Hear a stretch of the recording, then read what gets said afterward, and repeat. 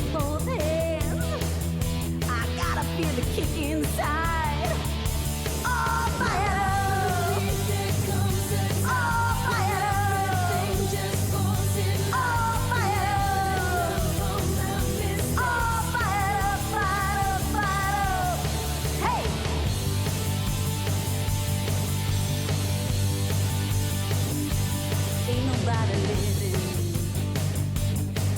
Perfect world.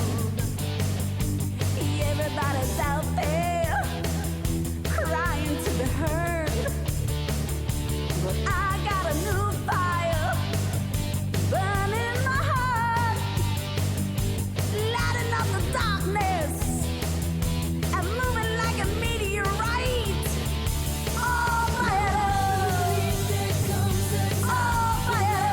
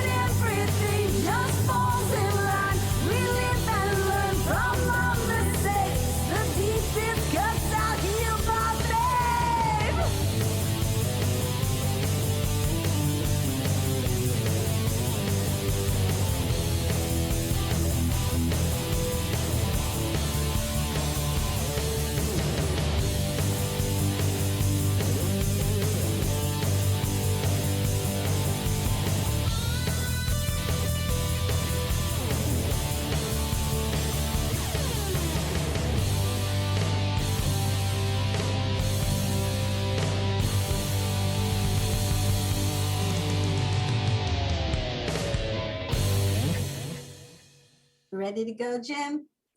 Here we go. Welcome to ReneMarie Stroke of Luck. Happy New Year's to everybody. We're so hopeful that 2022 will be a healthier, safe, joyful year for everybody. And that is our intention and our gift for everybody, or not our gift, but our hope for everybody. Everybody has kind of had to step back in their spaces a little bit because of this COVID. And it is scary. It was scary during the holidays because I myself was planned to have some guests over, a short amount of guests, a little amount of guests over on Christmas Eve, and I had to cancel that. And it's very, very trying. And I actually only saw my grandchildren, I think, 2 times in 2 weeks, which is unheard of. I usually pick up my grandson every day after preschool, and it's very trying. So I really have the most empathy for families that their sick families are in hospitals, and I know the hospitals have gone to code red now, which is where they can't even, the families of patients can't even be in the hospital. So we'll talk to Cloris about that a little bit. But it's such an incredible, we're really hopeful that if we all stay in our space over the next few weeks, that we can get back to the joys and the reuniting, and hopefully pray that by the end of the summer, maybe we could have a little bit more hold on this COVID. So let's all have wonderful hope. I want to thank Judy, of course, for all the work she's done. We're going into our 8th year, I think, doing this show. And without Judy, it would not be possible. Thank you, Jim, in the back office, the back, executive in Long Island, for his work he's doing as well. And then I really want to start. I was invited to join a group called Senior Resource Group of New Jersey. And Diane and I go back because we have friends that are, the same. But then I met her when she was working for Sunrise in Wayne. And I also met her when she came to the Wanakee Reserve, where I was an activities director there. And she did this wonderful event. And her joy and her personality and bubbly. I think that's the word that I want to use when I think of Diane. Is she's very bubbly, upbeat, and she just draws you in. And she's created this wonderful resource group. And we're starting to have a lot of her group on our show. And today is the first show that we're so gifted to have these extraordinary group members on. And I'm going to let Judy do the press, because Judy works so hard on really researching, and I had the opportunity to meet these guests, 2 of them at an event I was also singing at, which that is my joy, to sing. And then Cloris actually had someone at that event for St. Joseph's Hospital in Paterson and Wayne that was talking about stroke. So that also drew us in. So Judy, take it away. Talk about the do your press release. And I really want to thank Diane, and I can't wait to maybe what I'll do with Diane is I'll do a little video with Diane, and she could share a little bit of information about how this organization started. But I know that her main goal and objective is to help people and for resource for people. That is her main goal. And within this organization or this group, she does just that in such an incredible way. So Judy, take it away. Good morning, everyone. I'd like to welcome our very special guests. They are David Stamberg, area owner of Senior Care Authority, Lynne Bennett, client sales consultant with Previous Care Solutions, and Cloris, Bustamante, manager of clinical community outreach at St. Joseph Health. David Stamberg, area owner, Senior Care Authority, an elder consulting company that emphasizes senior living placement assistance. He covers northern and central New Jersey, along with Orange and Rockland counties in New York. David is a certified senior advisor, a certified dementia practitioner, and a certified Beyond Driving with Dignity professional. All aspects of Beyond Driving with Dignity are exclusive to Senior Care Authority. David is a member of the Geriatric Advisory Council and a board member of the Northern New Jersey Senior Care Network. He also serves as the chair of the Bergen-Passaic Walk of the Alzheimer's Association of Greater New Jersey. David has been in sales his entire career and brings both passion and empathy to his work in the senior industry. Lynne Bennett is the client sales consultant at Previous Care Solutions, which provide which provide home care, HHA, hourly and live-in nursing, RNs and LPNs, wound care, medication administration, IV medications, and various shifts and visit plans. Lynne has worked in all aspects of healthcare and has been in senior healthcare for over 25 years, covering marketing, public relations, sales, and service.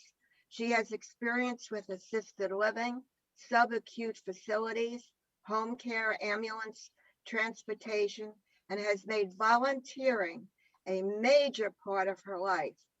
Her involvement includes EMT, member of the West Milford, New Jersey Chamber of Commerce, and the West Milford Rotary Club, and has received the honor of receiving the Paul Harris Award. Yep. Cloris Bustamante, MBA, RN, BC, Manager, Clinical Community Outreach, St. Joseph's Healthcare in Paterson, New Jersey. Received her education at the University of Fairfield Dickinson's with a master's in business administration with a health systems management executive track concentration. Currently pursuing her doctorate degree in public health. She holds a bachelor's in nursing and obtained an associate degree in nursing and English as a second language at Passaic County Community College. Cloris works at St. Joseph's Health and lives the mission, vision, and values of St. Joseph's, which is to care for everyone, regardless of any difference, with the highest standards of practice, clinical and quality practice. St. Joseph's is the largest provider of charity care in New Jersey and aligns its strategies with a comprehensive spectrum of services designed to heal and understand the minds, bodies, and spirits of those in need, with a particular concern for the poor and vulnerable. And it's a pleasure to welcome all of you to ReneMarie's Stroke of Luck show. Thank you so much. I mean, just listen to what was read. I mean, that's pretty impressive.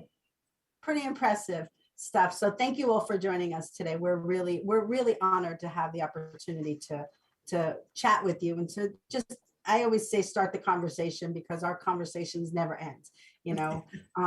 So first, before we begin, I want to talk to you, Lynne. Start us off with how you got involved in the group, Lynne's, Diane's group. How did you get involved with Diane's group? How did you meet her? Well, like I said, I've been involved in healthcare for a very long time. I've known Diane when she worked at Sunrise. And like you said, she's a ball of energy. Her job is to connect people with resources. And I started with her original group. There were 12 of us. We're now up to almost, I think, 50. I just heard about this. She called me. She said, would you like to be a part of this? I said, absolutely. So I feel I have ground roots. And Diane has just taken us on so many journeys. She is like you said, her main mission in life is she cares. She cares, and she wants people to be taken care of.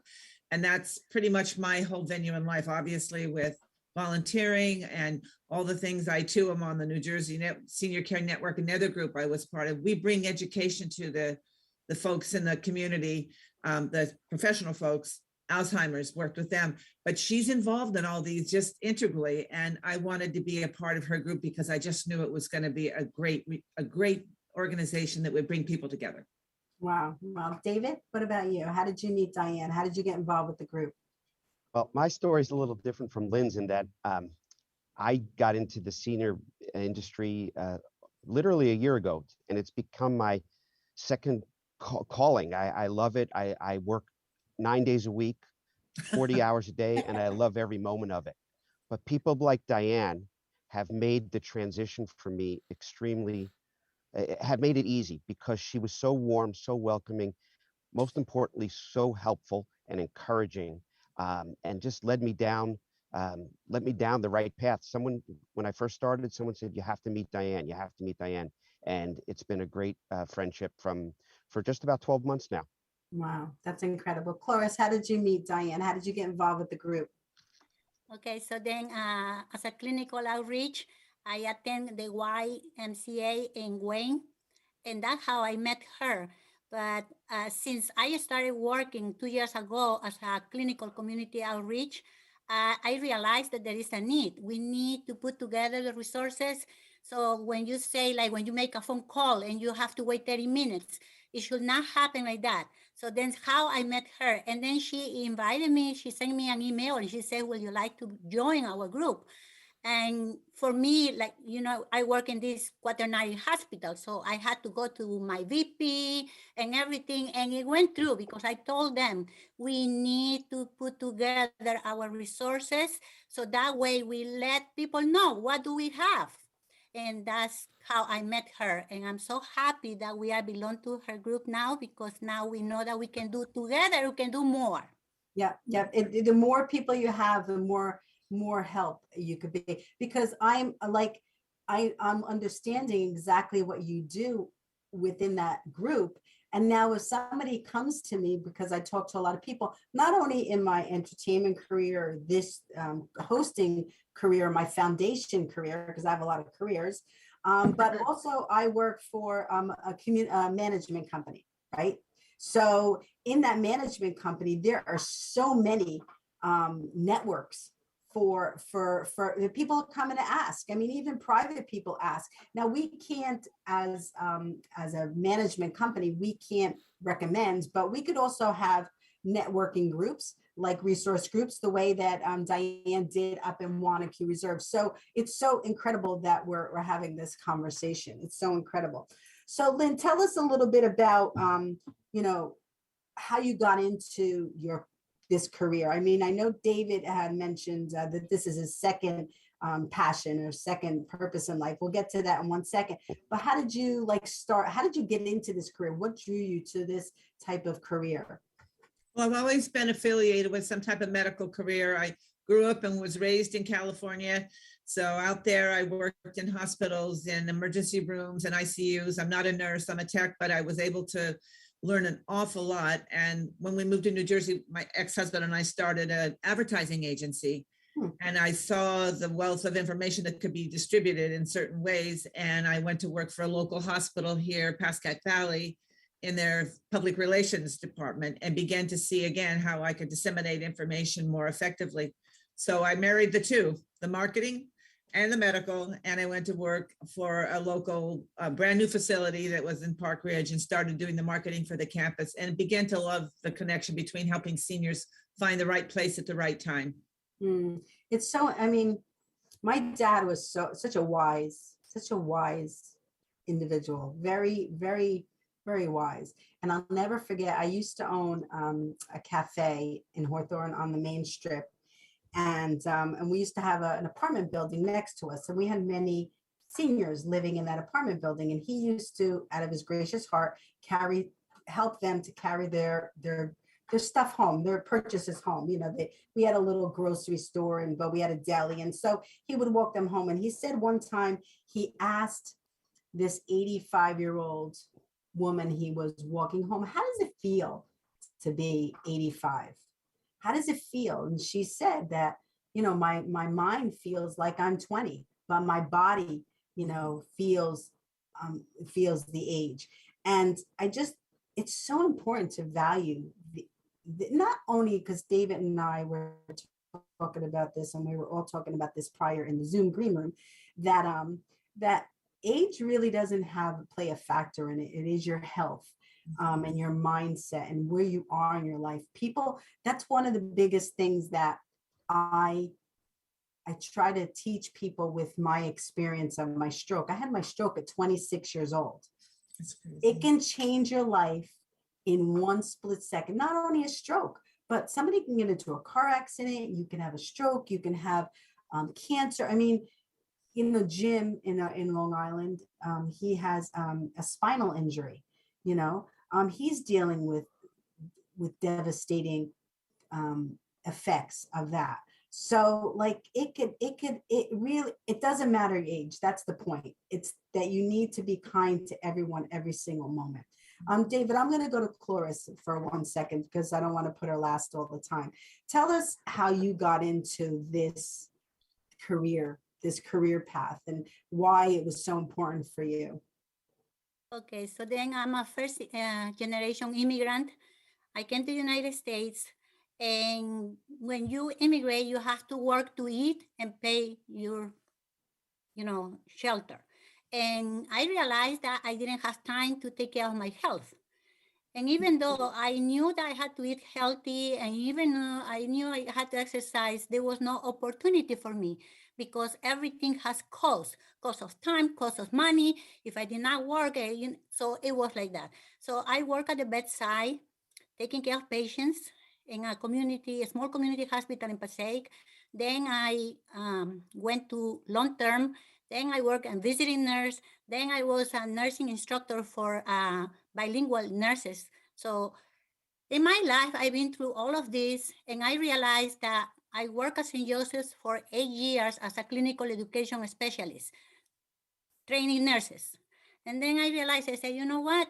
I need to work with the community because I face that, I live that, and then I understand health is related to the well-being of societies. When now with this pandemic, we all are affected. If we have strokes, the number of strokes affect all of us individually. So that's what brought me here to say, now I need to go out to the community. Right. Oh my gosh. David, so you said this is your second go round. You know, you had Yes. a passion prior. What did you used to do and how did you transition into your new career? Believe it or not, I was in the wholesale footwear business for 35 years. Wow. I sold shoes to stores. I grew up Love around it. shoes. My father was in the business. Honestly, Renee, when I meet some people in the business and I talk about what I did, they want to spend more time talking about my time in the shoe business than they do about how I help families these days. But I was very lucky when I was trying to look for something else. What was next? I was working, you know, in 2020, even during it was the height of the pandemic, although right now things aren't great. And I was working and it was doing okay, but I just knew there was more for me out there. And I was very lucky that I found Senior Care Authority because the DNA of the company, the DNA of the owner of the company was my DNA, about looking out for your client's best interest, no matter what they may be all the time. And we like to say we hold a family's hand from start to finish. We have to be there for someone to just talk to in a crisis. We have to be able to have a clear head to come up with suggestions and options for them. And it's become, no pun intended to footwear, but it really has become a good fit for me because I try to find a good fit for the client, for the family. That's perfect. And all those years in trying on shoes to people, right? I mean, it's so like such a simple, basic thing we do every day, you know, really speaks volumes, you know. It's almost like the karate kid, right? Where he had to wax on and wax, you know, wax, but it was such a simple technique where he learned so much. So, you know, it's so valuable in life. You never know why you're going through what you're going through, but just do it with all the passion that you have, because the next phase of your life may add value to. You know, absolutely. So it's really incredible. Thank you, David. That's incredible. Cloris, so tell us, we're gonna go around now. We're gonna ask you, tell us a little bit about you know, what you do specifically in your job, and you know, so tell us a little bit. Okay, so my role is because it's different. Like when we say community outreach, so I'm the clinical community outreach. So in this case, I realized that it was not enough to just go outside to an event and put a lot of papers there and people will take them. Then I said, we need to do something different. So now that I'm promoting, like having doctors doing presentations, and I help them to do the presentations based to target the audience. Like it has to be the language, it has to be the level of education. So one presentation is for parents in a school system, and another presentation is for the staff at the school system, and another presentation is for children at the school system. So that's what we are doing, because currently the healthcare system does not support health prevention. So you have to be sick to get, you know, a B test for like you have yearly blood sugars, but within a year, a lot of things can happen. Like my husband, he was healthy one day, 1 year, everything was perfect. The next year, the doctor almost sent him to the ED because he had high cholesterol, high sugar, high blood pressure, and he had to wait a year to go. So something else has to be done. And I believe it's not enough to tell people go and eat better, go and exercise more.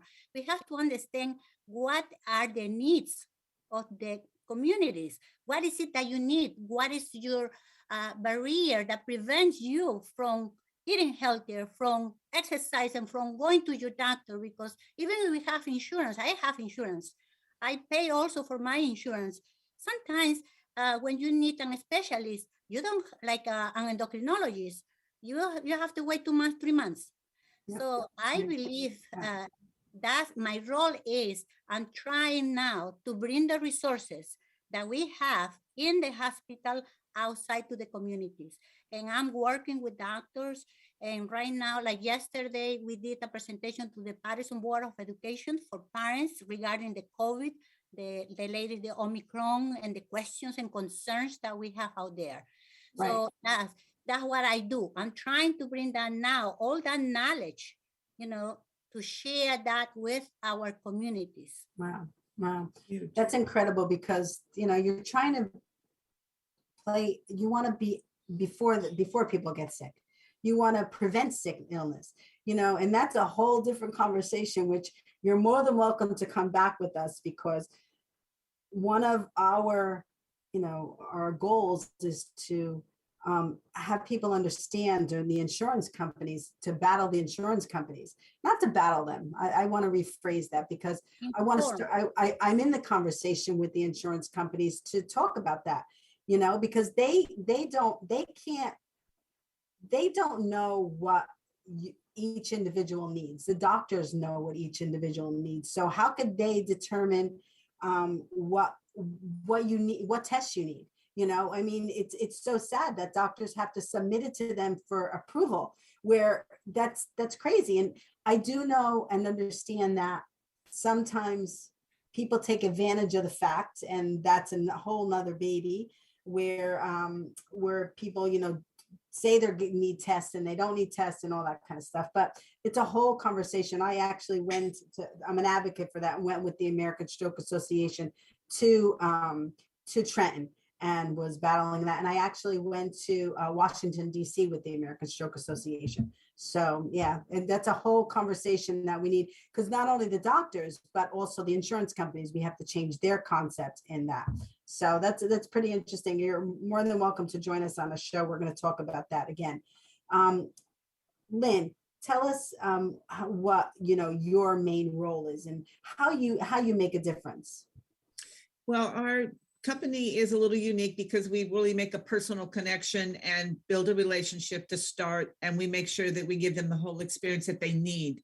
We are in a big pool of home care companies. They've tripled, and it's exponentially crazy about the amount of home care companies that are out there. So to stand out above and beyond those companies, we make ourselves, like I said, accessible 24 hours a day. There's always someone who will answer the phone later in the night, but we get that information right away, build a relationship with the client, and offer them the services that they need, customize it to their needs, and then we provide it.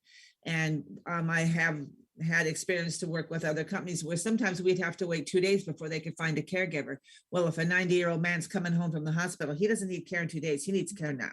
Yeah. And the one thing that I really, really like about Privatus is the fact that we have immediate response. We are challenged just like everybody else, but we make it happen, and we make it happen for what they need. We've brought people home that were hospitalized to come home and be with their family so that they could spend their last days there, cover their needs. We are a full complement of services that are customized to build that experience and make the person get the right fit for the right time. And that my job is to implement that, to start the process, put it in the hands of operations who are really, just on the spot, schedulers, nurses, like I said, my owner is totally accessible for any questions or things out of the box. That makes a difference. And I really do respect and think, I'm able to work in a company that's as progressive as this, personal as this, and as efficient as this. Wow, that's incredible. Incredible. David, so tell us specifically, talk to us about what exactly your company does and what it makes a difference in the world. Thank you. I have two lanes that I go down. The widest lane, the broadest lane, the key lane of what I do is I help families find senior living options like assisted living and memory care and even independent living. I help them find those options at almost all the time, no cost to them. I have relationships and agreements with adult living communities throughout the state into Orange and Rockland County. And I start out as a certified senior advisor. I do an intake to determine what the best needs for the family are. Assisted living might not always be the option. Having a family contact Lynne at Privatus might really be what suits their needs.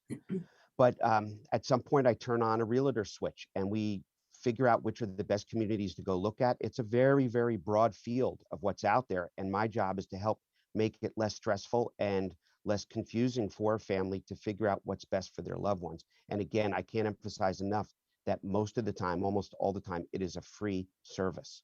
Wow. The other thing that I do is called Beyond Driving with Dignity, which is owned by Senior Care Authority.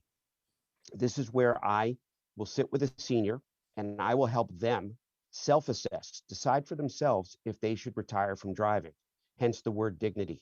Because if we put the decision in their hands, it's their control, and there's a much more peaceful resolution to the family's conversation, as opposed to an older son or older daughter saying, Mom, Dad, we have to take the keys away from you. We try to make it so they are comfortable with me. It's a one-on-one conversation, usually about 2.5 hours. And the idea is for them to see by the end of it, for me to give them the tools to self-assess for themselves. I also do presentations to the public. One, I go to senior centers, and when COVID allows, called a Safe Drive Through the Aging Process, which is intended to let seniors know about the odds against them in terms of diminishing skills. Everyone could be a safe driver in that room, but they have to be aware that they will outgrow their safe driving career by 7 to 10 years.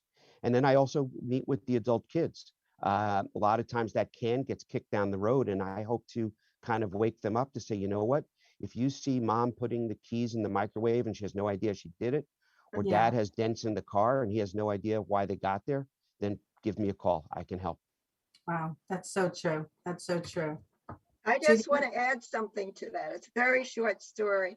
My dad had been in had owned a major hardware appliance store and had it for many years. And then he closed that and did a small business where he was servicing gas ranges and doing home lock repair.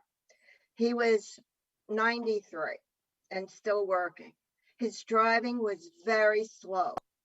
I asked him to please not go on any service calls when it was going to get late in the day. I didn't want him driving at night. His eyesight was not good. On one occasion, and this was probably when everything changed. On one occasion, I said to him, you're working for a real estate company. The real estate company is sending you somewhere. He didn't say where. I said, make sure you're home before it gets dark. This is like a reverse of what your parents would say to you.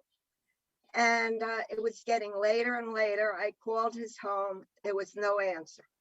So I started getting extremely nervous, and I called the real estate company, and they were closed. So then I actually called the police, and I said that I worked for this company, that it was urgent that I got in touch with the real estate company to reach the person I was working for.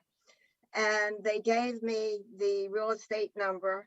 The real estate company gave me the number of where he was doing a service call. He was actually fixing a caloric range at the time. And I called and I said, may I speak to the serviceman? I work for him. And they put him on, and he said, how did you get this number? I said, Dad, it's late, it's dark. You should be home now. He goes, it's gonna be dark for a lot of hours. And I'm here, and we will talk about it when I get back. And when he got back, he said, why, you don't want me to drive anymore? I said, no, I think it's dangerous. And that was the start of my getting him to stop driving. Yeah, that's hard. It's, A hard conversation. it's I a never hard took part. the keys away. He wouldn't have given them to me anyway. I didn't live with him. I lived 45 minutes away, but he wouldn't have given me the keys. It's a hard conversation because, when, first of all, it's called, what is it called, David? Senior?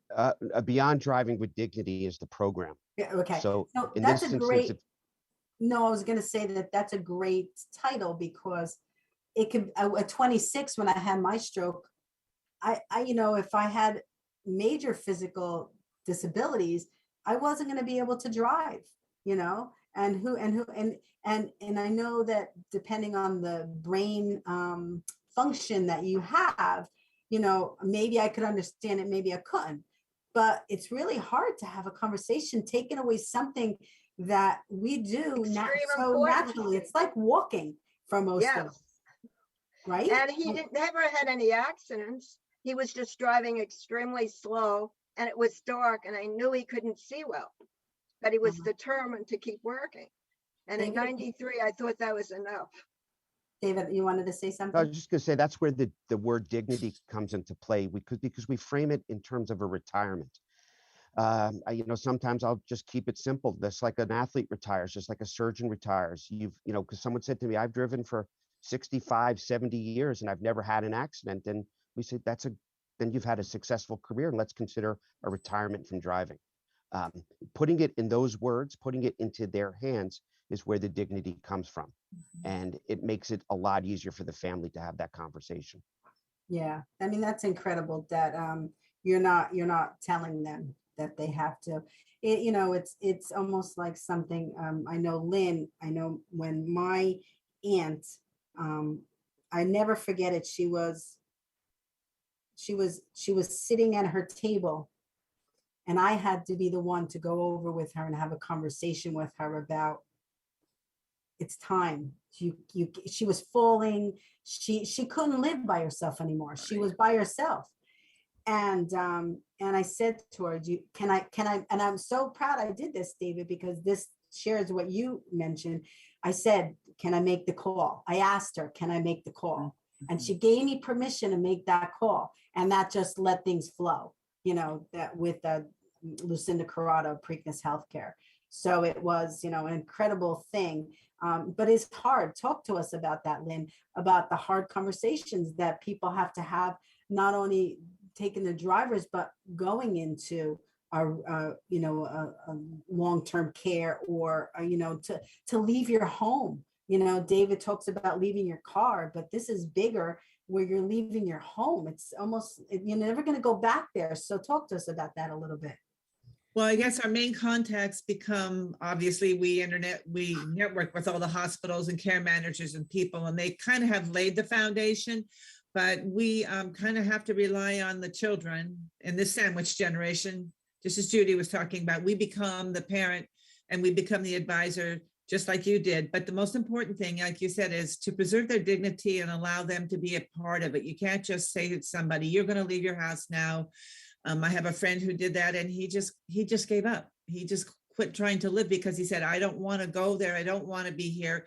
We had to come at him with all kinds of different educational processes, but personally, so that they still maintain their dignity. That's what we do. And we use our families. And I often suggest that they use someone that they respect, like a priest or a doctor or someone else who can give them an objective suggestion that it's time to go, that it's time that they have changes, that they'll enjoy it, and give them the perks of socialization and safety. Those are two of the things that we use as key, points in moving a person out of their home. You'll be with other people. You're going to be safe 24-hour days. Your children won't worry. There's a lot of reasons. Some of our stuff is medically driven where they have no choice. They can't care for themselves at home. Certain things they can't do, but it all goes back to the dignity of the client and making sure that we don't just give them the order that this is time. And there's a whole group of people, takes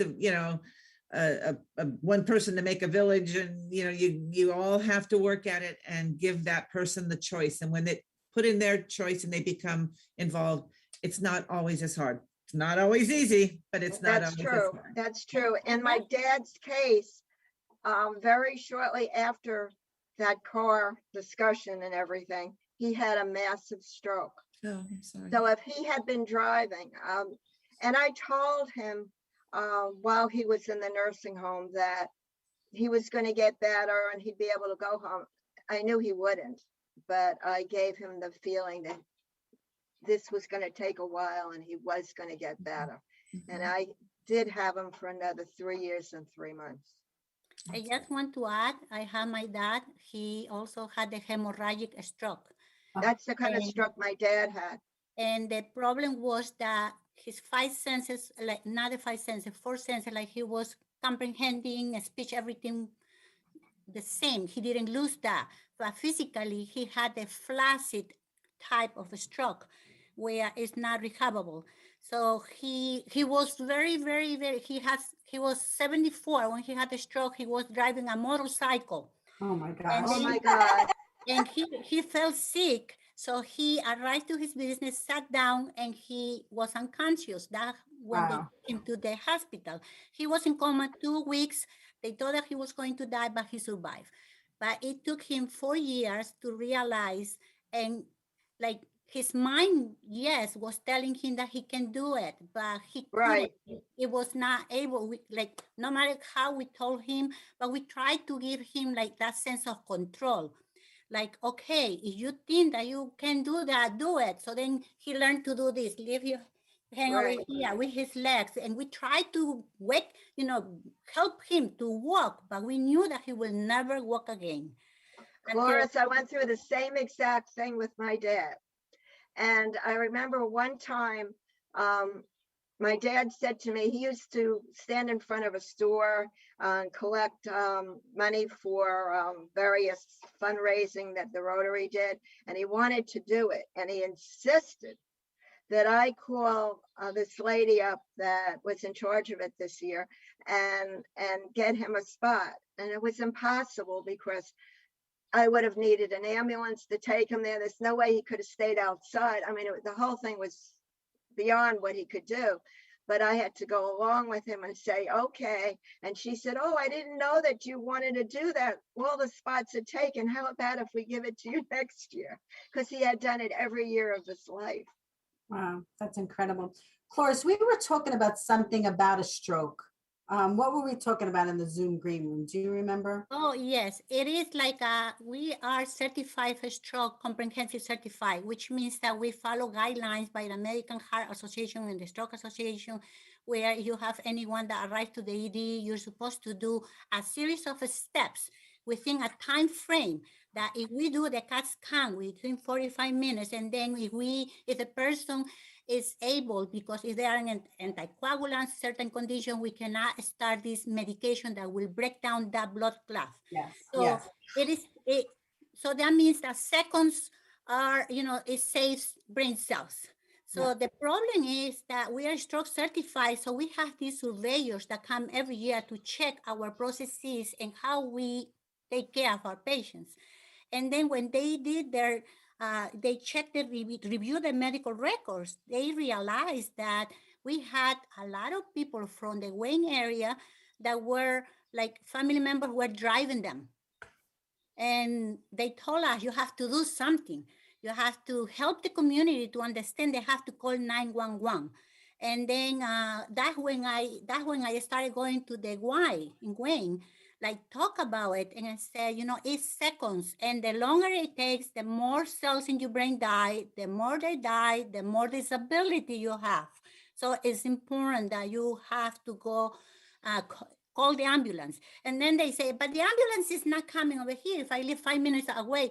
And I said, the moment that you call the ambulance, the moment that they arrive, the moment that they assess you, they're calling the hospital. So the hospital will be ready. We have a stroke team that is going to be ready. And also the EMTs, they have a protocol. They start with the IVs. They start. So Yes. that means I say, that we are saving those minutes. So that's what I'm trying to tell the communities. Call 911. And sometimes they're afraid because the bill, because they have to pay, because the insurance. And I said, listen, how much it costs calling the ambulance, that saving your life, you are going to be disabled for the rest of your life. Yeah. And then you need to call 911. So then that's what we keep telling everyone, like, don't hesitate. And for us females, a stroke has different symptoms. And for us females, like, we sometimes ignore our symptoms because we are always worried about everybody else but us. And that's another thing that we need to raise among females, that we need to listen to our body. If you had a headache that you never had, if you had, and sometimes they say, well, I felt that for like, I was like, my arm was numb, my face was numb for seconds, but then it was gone. That wasn't a stroke. Right? That wasn't a Yeah. stroke. And if we do not follow up on that, then that person will have a stroke that now it will be impossible to preserve. Right, and it could have been a mini stroke that they were having. Yeah. And that way, that way we need to raise that awareness. So like in my case, like now that I'm talking more, so I get requests from corporations, I get requests from school systems, I get requests from organizations, small organizations, and we go and we talk and we tell people, call us. And David, when you talk about, the driving program, we also have a rehabilitation program, and one piece of that program, it is like helping those that had any type, not only because of stroke, but because of trauma or any other type of disability that prevent the person from driving again. We have that program also, that we help people to regain the abilities and determine if they're able to go back and drive back again safely. Wow. Our organization, ReneMarie's Language of Love Foundation, we always are talking about, first of all, learning the signs of a stroke. But on the end of that, be fast, because it's be fast now. On the end of that be fast, we add to make sure that you make the ambulance or the 911 operator aware that it could be a stroke, because that'll send them, not only does the ambulance get there and then assess it, because that's what they'll do, but they'll know that time is of the essence. Time is always of the essence, but time, like they need to set everything in gear for stroke patients. It's really important. That's so we're so happy that you're here. Yeah. Let's say half of the body, your eye, your arm, your balance, your legs, your speech, headache that a person never had in their life. Yeah. We have to pay attention. And the truth is that, added to your story about like the ambulance starting the procedures, if you take someone to the hospital, you have to go through registration.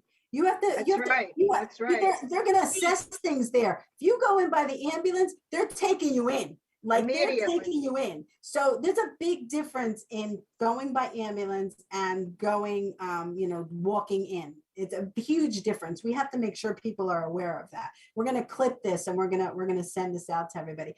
David and Lynn, do you, because I know you both place people in locations into homes and to rehabilitations and to nursing homes. Do you specifically designate which nursing home is better, or not only nursing homes, but there's places that people go for what's it called, that they get care. Like, is there's specific ones that are better in cancer and better in strokes and better in heart? Are they labeled in that way, or do they have, like, hospitals? Hospitals are specific to their specialty. Do their homes have that as well? David, I'll defer to you to start. So, where I emphasize in assisted living and memory care, there are definitely differences and nuances between the different communities. Some are what they'll call a social model. Doesn't mean that they don't give care, but they are more driven to getting the senior, the mom, the dad, into a better socialization, as opposed to just staying at home and watching TV all day. But there are other communities that are more driven off of what I call a care model. Doesn't mean there's not socialization. They have activities directors, they have a dining room where the community gathers for breakfast, lunch, and dinner, but They also welcome the opportunity to increase the ability to care for someone. But there also is a maximum for how far every assisted living or memory care community can go. And that's where the long-term care skilled nursing facilities come in. Wow. Wow. Right, Well, and we get most of our referrals from those type facilities. If they're subacute and there for short time, then we at Privatus can take them home safely with the services they need. And we too, do a lot of networking with hospitals and organizations and these facilities, presentations, just make sure we have the updated information about them.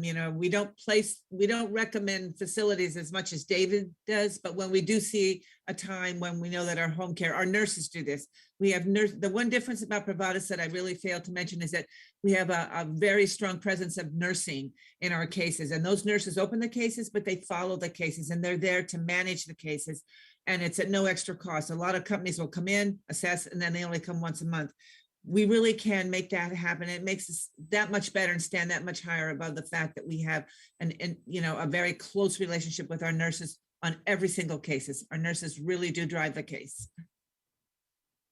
They would then see the need to move on to a facility at that time and recommend to the family that they either contact someone like David or explore placement. Yeah. I want to Lynn say brings that. up a very good point.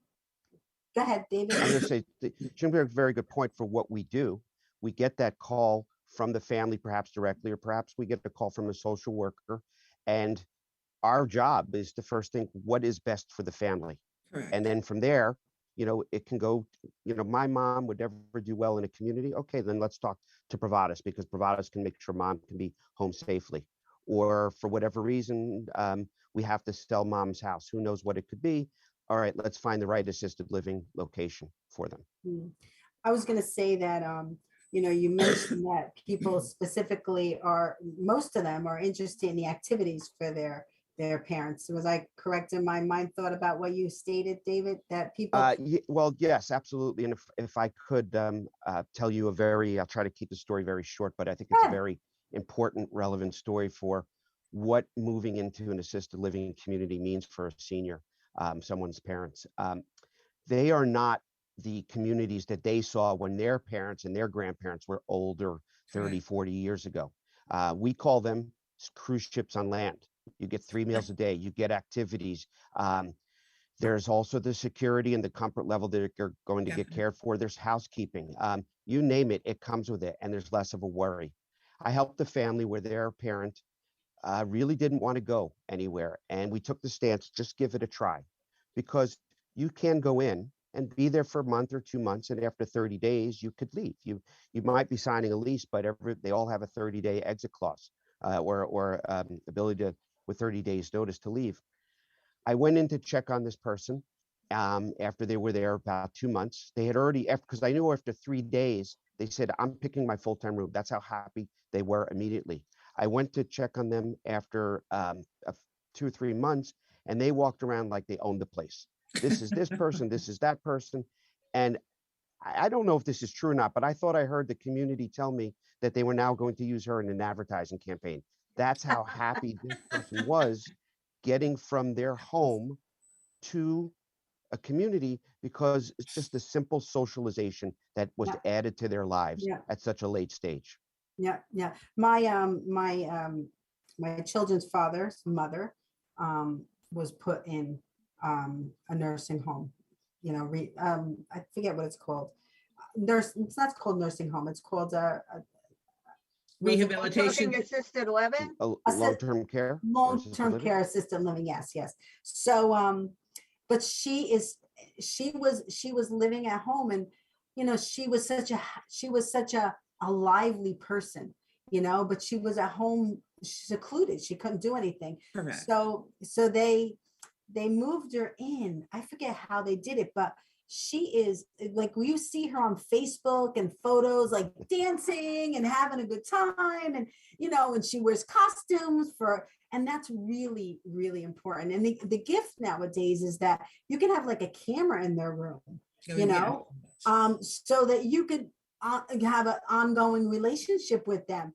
it's not like before where, you know, you had to go see them. You can, you know, you can pop in the morning and see what they're doing. And so that's really a gift. That really is a gift. And this pandemic has been really very challenging for everybody. But some of the gifts that came from the learning and the education and the connection in different fashions nowadays is so incredible. It's just blessing. The last 2 weeks that I haven't been able to see my grandchildren 2 times a day, I was on the phone with them 20 times a day, FaceTiming them. You know, when I went to see my granddaughter Brooklyn yesterday, she's touching me. I'm like, yeah, you can touch me now. I'm here. You know, I'm not only on the camera, I'm not only on the phone.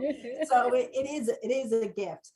We only have a few more minutes left, and I want to give you all the opportunity to, you know, recap on what you do, your passion in life, and how they can get in touch with you. Please add that, and anything else we missed. I'm going to start with you, David. Go ahead. My company is Senior Care Authority. We are senior living placement specialists, and at no cost, we can help a family find the right senior living option for their loved one throughout the state of New Jersey, throughout Orange County, Rockland County, New York. Again, I can't emphasize enough, it's a no-fee service because of the relationships we have with communities throughout the state. And then we also have our program, Beyond Driving with Dignity, where I can help a senior self-assess whether or not they are at an elevated risk to be in a car accident and if they should retire from driving. My website is seniorcareauthority.com/New Jersey. My phone number is 201-564-7997. And we are growing our team throughout the area, and we look forward to helping families first more than anything else. Thank you, David. Lynn, go ahead. Yes, yeah, Privatus Home Care. It is Privatus. Everybody says it the way they want, but it is Privatus Home Care. We do 24-hour live-in. We have nursing. We are available by a phone call. I put my phone number in the chat line. We have aides, nurses. We can provide socialization and accompany patients to places to keep up their socialization while at home. They're safe with somebody that we can provide with them.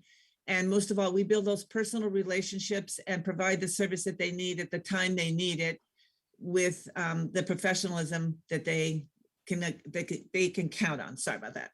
Wow, that's incredible. Thank you so much, Lynn. Cloris, go ahead.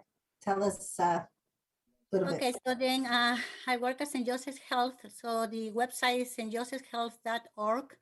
And my phone number is 201-421-4137. You can text me, call me. I'm the clinical outreach manager. My role is to bring our resources from a hospital in St. Paterson, comprehensive quaternary community hospital in Wayne.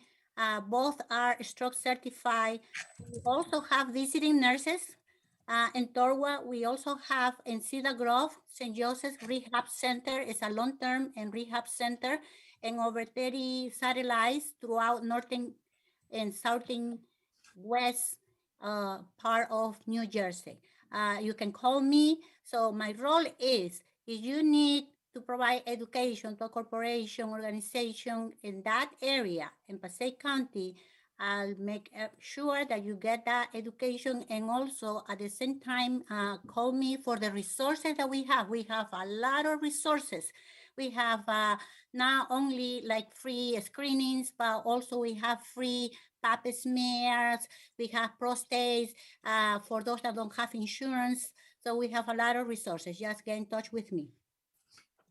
Thank you, Cloris. So, Judy, thank you so much for this wonderful You're welcome. show. I mean, it really is informative, and I want to give thanks once again to Diane Bromberg for her group. And I hope that, you know, we keep the conversation going. And if there's any topics that you want to specifically target on, please let Judy know. We'd be more than happy to have you on, once again. Diane Bromberg's, she has a Facebook group on Facebook. It's Facebook Senior Resource Group New Jersey, and it's on the press that we put out. We're going to put all three of your contact information on the YouTube video the notes on the YouTube video, and we'll put it on our press as well. That I always send a rewind pressed out so everybody knows, you know, you can watch the show afterwards. So this is only the beginning of our networking together and helping each other.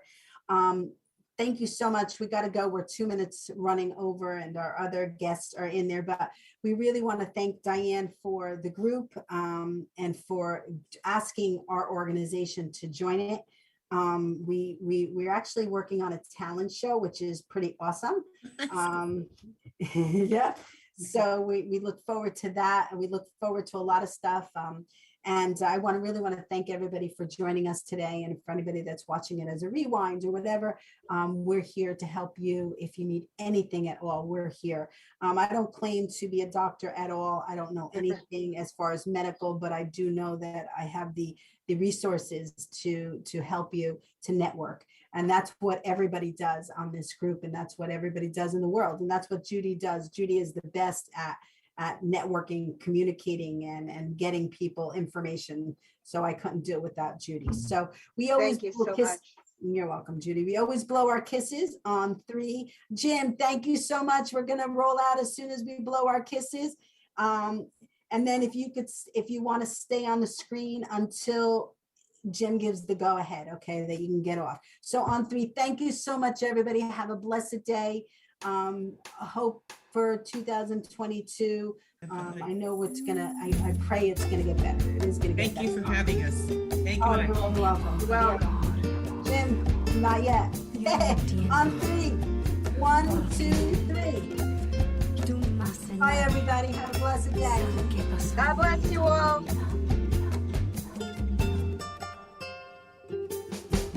Yo no sé qué tú piensas, yo no sé lo que haré, yo no sé lo que estoy perdiendo, yo no sé lo que va a pasar. No me puedes escuchar llorar solo sin ti, no me puedes oír llorar. El día que caminaste por la puerta, todas las memorias fueron. Mi corazón está vacío, como si tuviera ayer. No me puedes escuchar llorar solo sin ti. Mi corazón está sufriendo. No me puedes escuchar llorar solo sin ti. No me puedes oír llorar.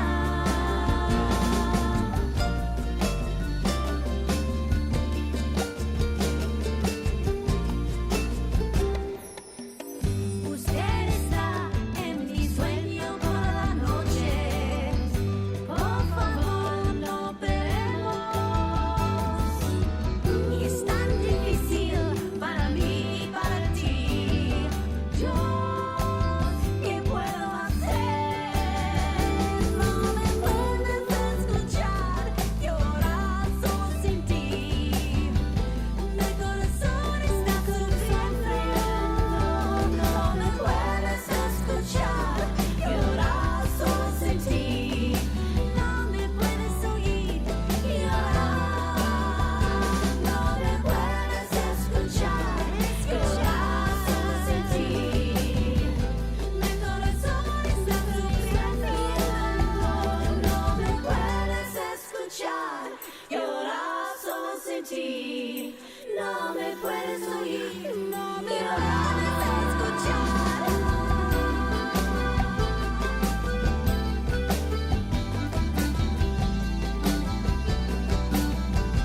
No me puedes escuchar llorar, llorar.